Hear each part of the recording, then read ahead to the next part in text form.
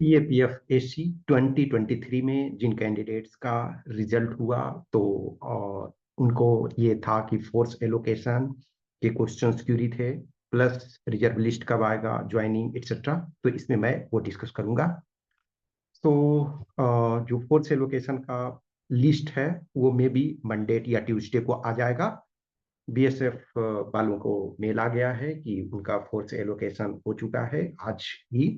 तो ऑफिशियली जो सारे कैंडिडेट्स का लिस्ट में भी मंडे को आ सकता है या ट्यूसडे को आ सकता है। तो फोर्स एलोकेशन अब ऑफिशियली मीन्स वहाँ हो चुका है, लेकिन लिस्ट अभी नहीं आया।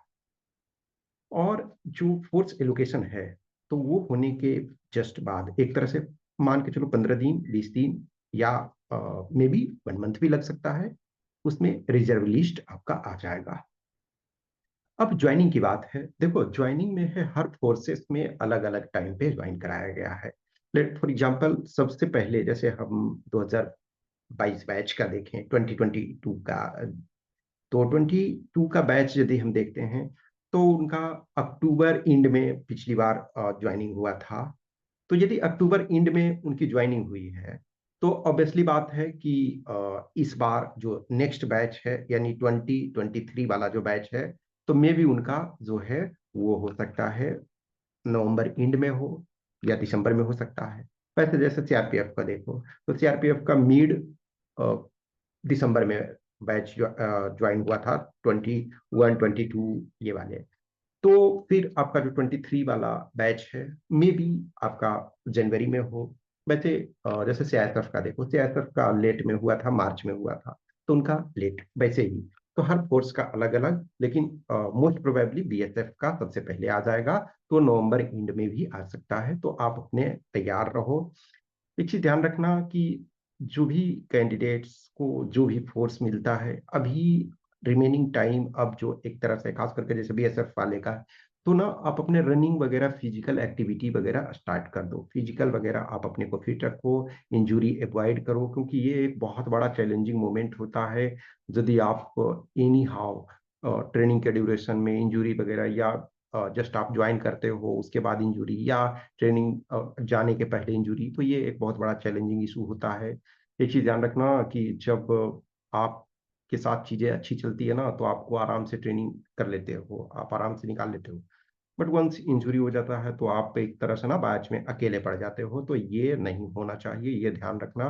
Because you have to complete training, and training is very rigorous process of 12 months. So 12 month में आपको प्रॉपर फिट रहना है। तो अभी से बेटर है कि आप को अब जब पता है कि yes, I have to do physical activity, मुझे करना है, हमें ये सारी चीजें को तो करो। अदरवाइज जैसे देखो, कुछ कोर्सेज में कभी कभी क्या होता है कि आपको अकेले 1 2 3 बचते हैं, फिर उसके बाद आपको सेपरेट रूप से एग्जाम उसके लिए देना पड़ता है, उसके लिए फिजिकल एक्टिविटी बाद में करना पड़ता।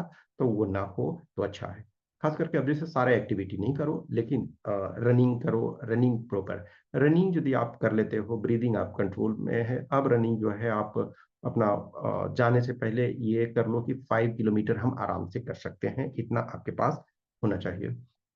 तो जो भी रिजर्व लिस्ट वाले कैंडिडेट्स हैं, जिनको भी लगता है कि यस, हम अपने रिस्पेक्टिव कैटेगरी में, अब मान के चलो कि खास करके जो जो आपके पास टोटल 47 सीट्स बचे हुए हैं, जिनका आना है, 312 का मेन लिस्ट में आया। मे भी अब हो सकता है एक आध किसी का गड़बड़ हो इसमें से, किसी का डॉक्यूमेंट में, तो दूसरी चीज है। अदरवाइज ऐसे रिमेनिंग जो है 47 है।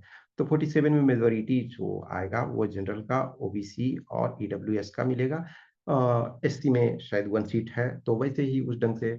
तो जनरल में खास करके जैसे 325 कट ऑफ गया, तो कुछ कैंडिडेट्स हैं 325 पे भी हैं जिनका नहीं हुआ, क्योंकि 312 दिया गया, उसमें से वो 312 में नहीं आए, इवन इफ 325 होने के बाद, क्योंकि यदि सेम मार्क्स होता है तो जो इनका जो हायर एज है उनको प्रायोरिटी दी जाती है। तो कई कैंडिडेट ऐसे हैं 325 वाले भी हैं, तो 325 वाले तो 100% ही हैं, 324 वाले भी 100% वाले में ही हैं।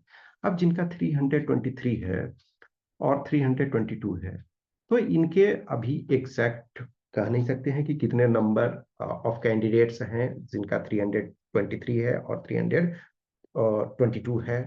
सो ये 325, 324 ये इनका तो 100% है। 323 वाले में भी बनेंगे कई कैंडिडेट्स का, लेकिन अब 322 वाले का, और या 323 में भी हो सकता है कैंडिडेट्स ज्यादा रहे हैं तो मुश्किल हो सकती है।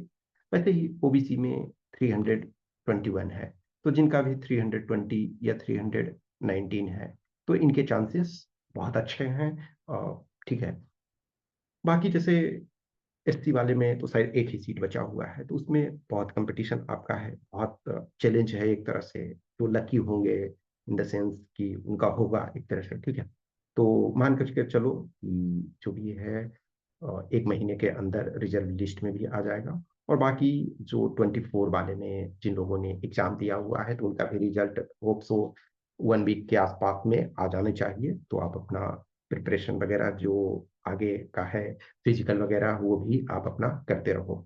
तो जो भी कैंडिडेट्स जो फाइनली सेलेक्टेड हो, जिनका सिलेक्शन हो चुका है, जिनको ज्वाइन करना है, वो फिजिकल अपना फिजिकल एक्टिविटी वगैरह स्टार्ट कर दो। ठीक है। और जैसे अपडेट होता है, कुछ आपके क्वेश्चंस, क्यूरी, डाउट्स होंगे तो उसके संबंध में आप मैसेज कर सकते हो, या कमेंट बॉक्स में कमेंट करो, या पर्सनल जब मैसेज होता है, कोई पर्सनल क्वेश्चन है तो आप दिए हुए नंबर पे, आइदर इस व्हाट्सएप नंबर या इस टेलीग्राम नंबर पे कर सकते हो। जो भी अपडेट आगे होगा वो मैं आपको बताऊंगा। Okay, thank you.